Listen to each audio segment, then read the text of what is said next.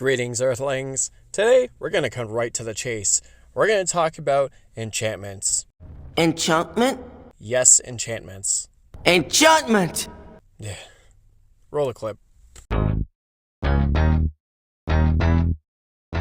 to start off, what's an enchantment? Well, an enchantment is a type of permanent that can usually contain static effects, triggered abilities, or activated abilities. Unlike creatures, enchantments can't interact with combat, nor are they affected by summoning sickness, and they don't tap to produce mana like lands. They're more similar to artifacts than anything, except unlike artifacts, most enchantments contain at least one color in their color identity, whereas the grand majority of artifacts are colorless.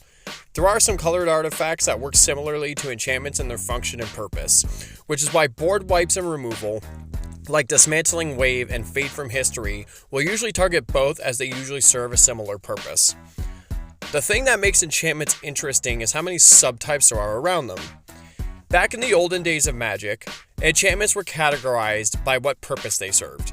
So you had card types like World Enchantments or Global Enchantments, which just stuck around, and local enchantments. So you had creature enchantments, artifact enchantments, land enchantments, and even enchantments. I'm already getting tired of the word. Thankfully, most of these card types were eroded come 9th edition to be lumped into auras, which is now the defunct subtype printed on enchantments that can be placed on other permanents. World enchantments were just eroded to just straight enchantments.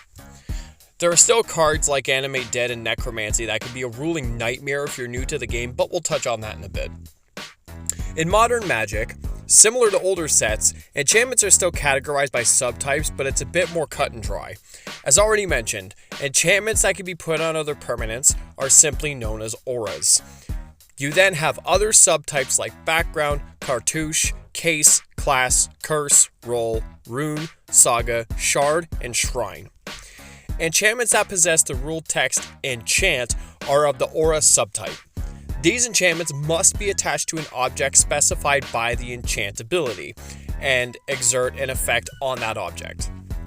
So even though the cards themselves are all generically known as auras, it will still specify in the rules text what said aura can enchant instead of on the type line under the card art.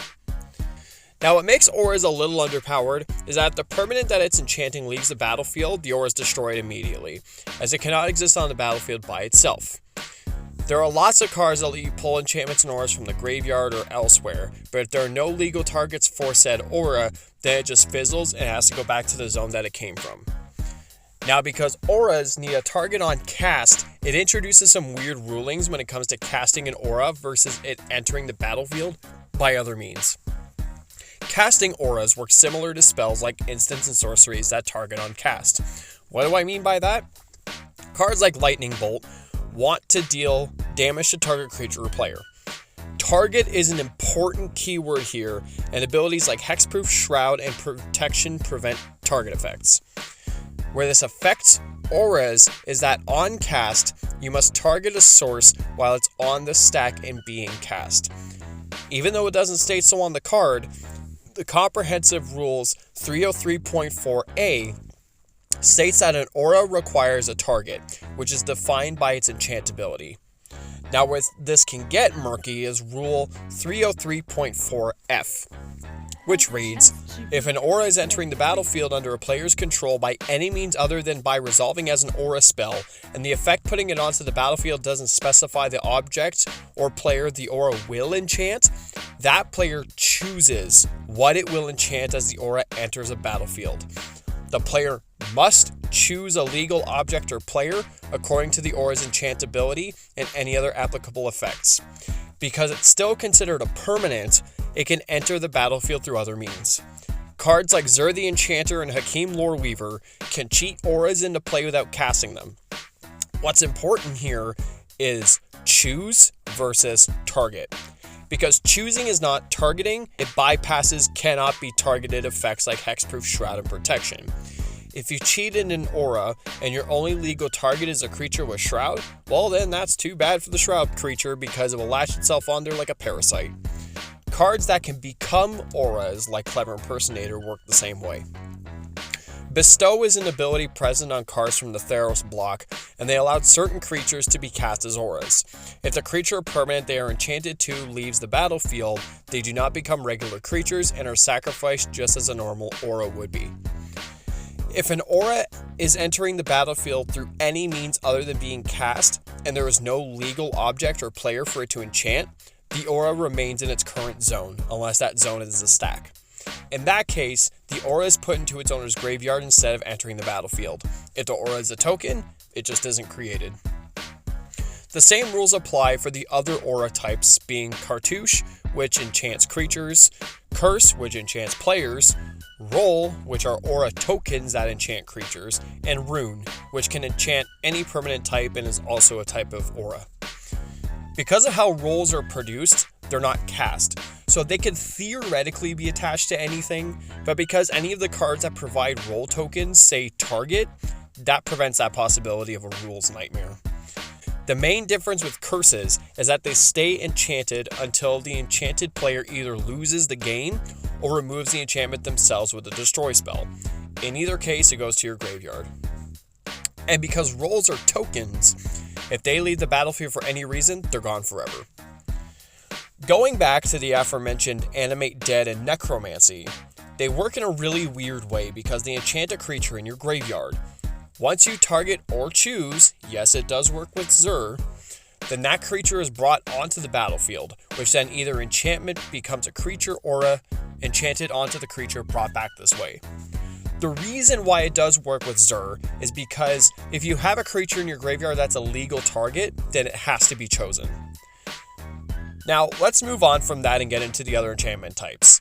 I'll be a lot more brief as they don't require as much explanation as auras. Okay, so we got background. Backgrounds are legendary enchantments that interact with commanders. They were introduced in Commander Legends Battle for Baldur's Gate, and they work just like regular enchantments, except the fact that they're legendary, which means that you can only have one of each on the board, which in Commander is kind of the idea anyway.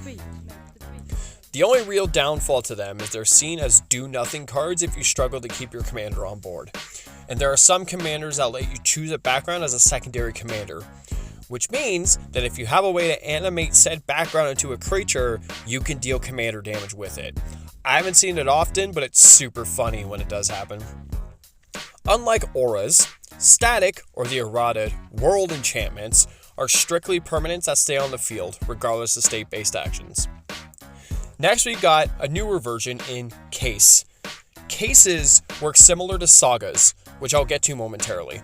The modes on a case are results of state-based actions and are considered triggered abilities. If you meet the requirement to solve the case, then whatever ability it states will then trigger and the case will be sacrificed. Unlike sagas, cases don't rely on lore counters, so they can't be proliferated or have anything removed. They're more similar to the next subtype, class. Classes are enchantments with several effects. Similar to the level up mechanic from Rise of the Eldrazi, they allow the player to unlock more abilities by paying costs. Unlike cases or sagas, the enchantment is not sacrificed once you hit the final mode. Instead, it retains all previous modes and remains on the field. Next, we got sagas. Sagas are enchantments with several triggered effects that change with the passage of turns as each chapter unfolds. As a saga enters a battlefield and then right after the player's draw step, they add a lore counter to the saga, triggering the correspondent chapter ability until the third chapter is reached and the saga is sacrificed. There are some sagas that let you read ahead to the other chapters, and you can either proliferate or find ways to remove lore counters to re-trigger abilities, or essentially race to the finish line so you can trigger the final ability. Next, we got Shrine. Shrines are enchantments that possess an ability that is triggered at the beginning of its controller's upkeep. The effect is proportional to the number of shrines that player controls. Shrines were introduced in Champions of Kamigawa, and all shrines possess the legendary super type. Weirdly enough, shrines are strictly enchantment types and not creature types, even though they appear on enchantment creatures. So in all technicality, the Go Shintai have no official creature types and are therefore typeless creatures. And then finally, lastly, we have Shard. Simply put, shards are predefined enchantment tokens that let you pay 2, sack this enchantment, scry 1, then draw a card. On a level, they're kind of better than clues, because you can scry before you draw, but I digress. They're pretty one-dimensional, and I honestly didn't know they were a thing until making this video. They were introduced in Kaldheim and obviously haven't made much impact on the game. That's it for this list. If you found this educational, cool. If you didn't, well, then, I don't know. Anyway, without further ado, make sure you wrap that like button and tap that subscribe button. Practice safe gameplay, and I bid thee farewell and good fortune.